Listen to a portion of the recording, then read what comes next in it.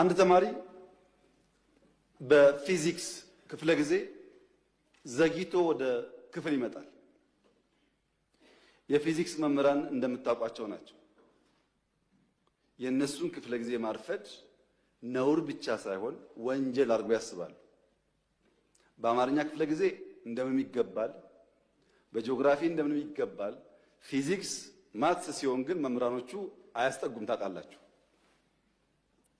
እና አንደኛው ተማሪ አርፍዶ መጣ። ለምን አርፍደ መጣ ሳይለው መምህሩ እንዴት በኔ ክፍለ ጊዜ ተረፍዳለህ ብሎ በረንዳ ላይ ከክላሱ በር ላይ ተንበርከክ ይለዋል። ተማሪ ተንበርክኮ ፔሪዮዱ ያልቅና ደውል ሲደወል መምህሩ ሲወጣ ተማሪው ዘሎ ይገባል ወደ ክፍሉ።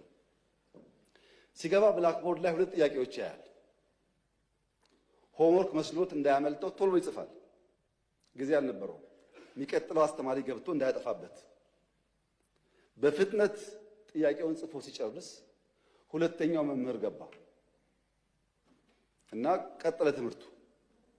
ቀኑ ዓርብ ዕለት ነበረ። ታውቃላችሁ እንኳን ሙሉ ፔሪየድ 10 ደቂቃ 20 ደቂቃ ስታረፍዱ በጣም ብዙ የቀረባችሁ ስለሚመስላችሁ ጭንቀት አለው እና ልጁ ቤት ሲገባ ሆምወርክ ነው ብሎ ለይቱ ሙሉ ሲቆፍር አደረ። አልቻለም። ቅዳሜ ሙሉ ቀን ቆፈረ። አልቻለም። ቅዳሜ ያደረበት አልቻለም። እሁድ ዋለበት አልቻለም። እሁድ አጋማሽ ለሊት ላይ አንዷን ጥያቄ መለሳት። አንዷን መልሶ አንዱ ከበደው።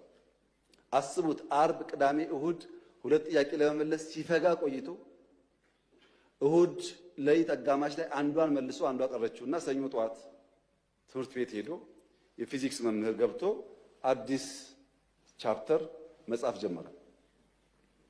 ተማሪው እንደ መምህር የባለፈው አሳይመንት ሳሉ የባለፈው ሳምንት ሆምወርክ ሳሉ ያማል እንደ ባለፈው ሆምወርክ አልሰጠውም ይላል መምህሩ። እንደ ሁለት ጥያቄ ጽፈው አርፍጄ ገብቼ ጽፌ ያለው እኮ ይላል። እና መምህሩ ምን አለ? እነዚህ ሁለት ጥያቄዎች እኮ በዓለም ላይ ያሉ የፊዚክስ አዋቂዎች ሞክረው አቅቷቸው ያልተመለሱ ጉዳዮች ናቸውና እዚህ ያለውም ተማሪ ጊዜ እንዳታባክኑ እንኳን እናንተ ሳይንቲስቶች አልመለሱትም ብዬ ጻፍኩላቸው እንጂ ስሩ እኮ አላልኳቸውም ማለት። አሃ እንደዚያማ ከሆነ አንዱ መልሼዋለሁ። መምህሩ ሲያይ ሰው ሲያሳዩ ለካ ትክክል አንደኛውን ፈቶታል። ዓለም አልቻለም የተባለው ለምን ስላልሰማ አትችልምና አትስራው ብሎ መምህር ሲጽፍ ቢሰማ ኖሮ እሱም አጣጥፎ ይቀመጥ ነበር። እሱ አልሰማም አትችልም ማለት ነው።